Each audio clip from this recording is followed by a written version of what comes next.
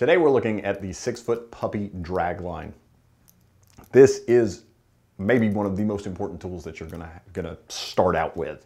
And I've always felt like people miss out on this when it comes to how to get their dog to start grasping concepts that commands are not something that you just kind of feel like doing. You actually have to do them. People don't understand that if they give commands to dogs and they can't back them up, then there's a pretty good tendency the dog's not going to follow those commands.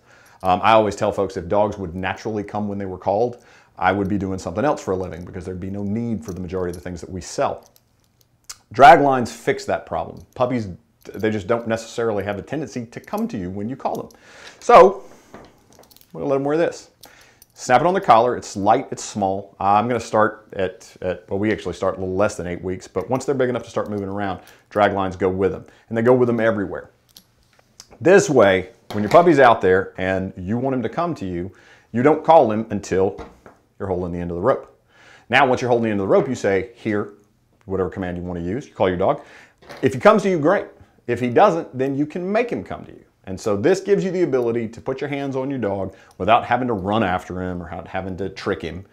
It just gives you the ability to enforce that command. And if you start out when they're little bitty, it makes training when they're older so much easier. So I recommend that puppies wear them all the time. Now, I don't like them to have them on when they're unsupervised, but if they're going to be in a situation where they're in the backyard and they're running loose, you're taking them out for a walk, taking them out in the field, anything along those lines, they need a drag line on them. You don't want to start off with what I would classify as a check cord, anything 10, 12, 15 feet long.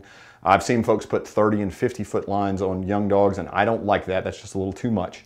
Once they get a little bit older, we'll move to a 30-foot check cord.